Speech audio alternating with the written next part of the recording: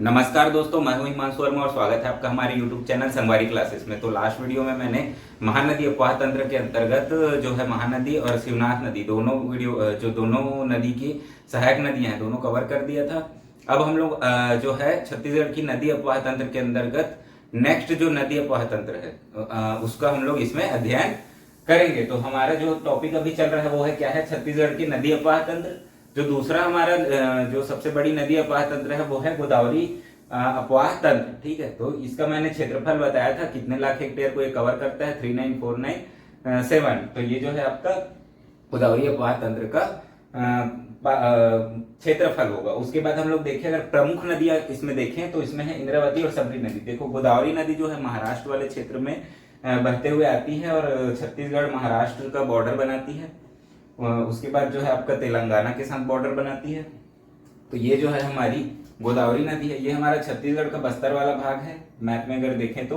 और ये जो है हमारी गोदावरी नदी है जो कि बॉर्डर बनाते हुए बह रही है। ठीक है, ये छत्तीसगढ़ में नहीं है। ठीक, तो इसकी जो प्रमुख सहायक नदी है जो कि जिसकी वजह से हमारा जो छत्तीसगढ़ है गोदावरी अपवाह तंत्र के अंदर आता है वो है कौन कौन सी, इंद्रावती और सबरी नदी। तो इंद्रावती नदी जो है यहाँ पर कालाहांडी ओडिशा से निकलती है और बहते हुए ये बस्तर और दंतेवाड़ा और उसके बाद फिर आपका बीजापुर, ये तीन जो जिले हैं वहां से होकर गुजरती है। ठीक है, बस्तर, दंतेवाड़ा और बीजापुर, ये तीन जिले से होकर गुजरती है और फिर जाकर ये गोदावरी नदी में मिल जाती है। तो ये जो है हमारा प्रमुख नदियां जो है आपका गोदावरी नदी, और गोदावरी नदी की प्रमुख सहायक नदी इंद्रावती है। तो इंद्रावती नदी की मुख्य सहायक नदियां इसके अंदर आएंगी। उसके अलावा जो है दूसरी सहायक नदी इसकी जो है कोरापुट उड़ीसा से सबरी नदी निकलती है और ये भी जो है आपका छत्तीसगढ़ के अंदर भी आती है ये। ठीक है, अंदर से ऐसे बहते हुए बॉर्डर बनाते हुए यहाँ पर आकर ये मिल जाती है। ठीक है, तो ये उड़ीसा वाले क्षेत्र में इधर निकलती है, बहती हुई यहाँ पर आकर मिल जाती है। तो सबरी नदी है। तो दो मुख्य सहायक नदी है इसकी। इंद्रावती नदी के बारे में अगर देखें तो इंद्रावती नदी जो है बस्तर की जीवन रेखा कहलाती है। उद्गम इसका कहाँ से हुआ है, मुंगेर पर्वत, कालाहांडी जिला, उड़ीसा। ठीक है, तो मुंगेर पर्वत, कालाहांडी जिला, उड़ीसा में इसका उद्गम हुआ है। विसर्जन कहाँ पर होगा इसका, गोदावरी नदी में होगा। भद्रकाली नाम का एक स्थान है यहाँ पर बीजापुर जिले में, तो वहां पर इसका विसर्जन होगा। यहाँ पर भद्रकाली माता का मंदिर भी है। ठीक है, बहुत फेमस है वहां पर। तो ये आप लोग याद रखेंगे, विसर्जन होगा भद्रकाली माता का मंदिर के जो जहां पर है भद्रकाली स्थान गोदावरी नदी में। प्रवाह की दिशा देखें तो पश्चिम दिशा में ये इंद्रावती नदी प्रवाहित हो रही है। ठीक है, पश्चिम दिशा की ओर प्रवाहित होती है।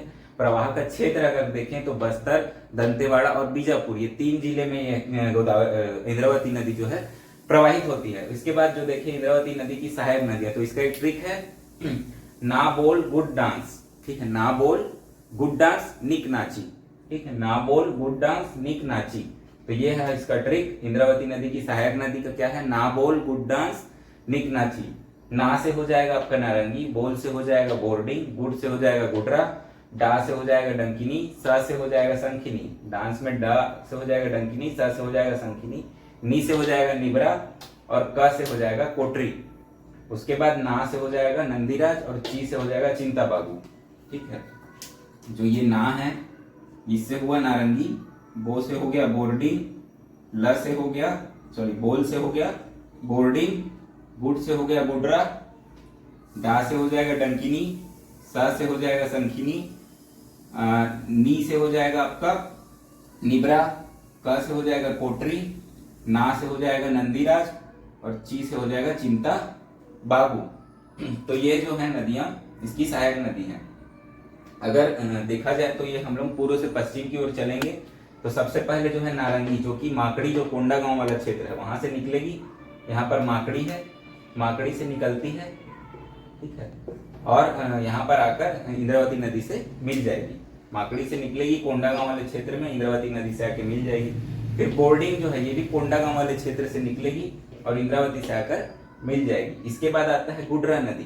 ठीक है, बोर्डिंग, बोल से बोर्डिंग, फिर गुड से गुडरा नदी। तो गुडरा नदी जो है नारायणपुर वाले क्षेत्र से निकलती है, इधर वाले क्षेत्र से। इसको थोड़ा ऐसे बना सकते हो, इधर है नारायणपुर, तो नारायणपुर वाले क्षेत्र से निकलेगी और इंद्रावती नदी में आकर मिल जाएगी। इसके बाद जो आएगा डंकिनी। ठीक है, डांस में डंकिनी और संकिनी। तो जो डंकिनी है ये डांगी डोंगरी से निकलती है। डांगी डोंगरी नाम की पहाड़ी है, वहां से निकलेगी। और जो संखिनी है वो आपका बैलाडीला वाला क्षेत्र है, नंदीराज चोटी, ठीक है, नंदीराज जो चोटी है बैलाडीला, वहां से निकलेगी। संखिनी नदी जो है डंकिनी की सहायक नदी है, न कि डायरेक्ट इंद्रावती की, ठीक है। तो संखिनी नदी जो है डंकिनी में आकर मिलेगी और फिर डंकिनी नदी जो है इंद्रावती में जाकर मिल जाएगी। तो ये हो गया आपका डंकिनी संखिनी। डंकिनी निकलेगी डांगी डोंगरी से और संखिनी निकलेगी नंदीराज बैलाडीला से। इसके बाद आता है निब्रा नदी, ठीक है। निब्रा नदी जो है आपका नारायणपुर से निकलेगी और यहाँ पर आकर इंद्रावती में मिल जाएगी। ये जो है उत्तर दिशा की ओर से या राइट साइड से आने वाली जो है सहायक नदी है इंद्रावती नदी की। इसके बाद आता है कोटरी नदी। तो कोटरी नदी परलकोट वाले क्षेत्र से निकलेगी और इंद्रावती नदी में आकर मिल जाएगी। इसके बाद जो आएगा नंदीराज, ये होता है लेफ्ट साइड से आएगी और इंद्रावती में आकर मिल जाएगी, ठीक है। तो ये सभी आप लोग को याद रखना है। कोटरी नदी जो है मोहेला मानपुर क्षेत्र जो है आपका परलकोट और मोहेला मानपुर वाला जो एरिया है वहां पर से ये आती है और इंद्रावती में आकर मिल जाएगी। मोहेला मानपुर से निकलेगी, परलकोट वाले क्षेत्र से बहते हुए आएंगे, ठीक है। तो ये जो है आपका कोटरी नदी। इसके बाद आता है नंदीराज और उसके बाद आएगा चिंताबागु। चिंताबागु जो है यहाँ पर आकर इंद्रावती नदी से मिल जाएगी। तो ये जो है इंद्रावती नदी की प्रमुख सहायक नदी है। इसके बाद कुछ नदियां जो है बस्तर क्षेत्र की वो डायरेक्ट गोदावरी नदी में आकर मिल जाती है, ठीक है। तो जैसे कि इंद्रावती नदी, इंद्रावती जो सबसे बड़ी नदी है मुंगेर पर्वत कालाहंडी से निकलेगी और गोदावरी में आकर मिल जाएगी। इसके अलावा जो है तालपेरू नाम की एक नदी है जो कि गोदावरी नदी में डायरेक्ट आकर मिल जाती है यहाँ पर, ठीक है। इसके अलावा सबरी, यहाँ पर बताया हूँ, सबरी नदी जो है कोरापुट उड़ीसा से निकलेगी और यहाँ पर आकर इंद्रावती नदी में गोदावरी नदी में मिल जाएगी। तो ये हो गया आपका सबरी नदी। अब इसमें हम लोग देखें तो सबरी नदी की भी एक सहायक नदी है कांगेर नदी, ठीक है। तो कांगेर नदी जो है कांगेर घाटी नेशनल पार्क वाले क्षेत्र में बहती है और ये सबरी नदी में जाकर डायरेक्ट मिल जाती है। और इस कांगेर नदी की भी एक सहायक नदी है मुनगा बहार नदी। तो ये भी इंपॉर्टेंट है, इसको याद रखेंगे। इसी मुनगा बहार नदी में तिरथगढ़ जलप्रपात है, ठीक है। जो कांगेर घाटी नेशनल पार्क के अंदर जो तिरथगढ़ जलप्रपात है वो मुनगा बहार नदी के पर ही बनती है, ठीक है। तो मुनगा बहार नदी इसीलिए इंपॉर्टेंट है, वो कांगेर नदी की सहायक नदी है, ये याद रखेगी। तो इतनी जो है आपकी गोदावरी अपवाह तंत्र के अंतर्गत नदियां आती हैं। ये वाला ट्रिक याद रखेंगे। ये जगह का नाम आप लोग मैप में ड्रॉ करेंगे और याद करेंगे।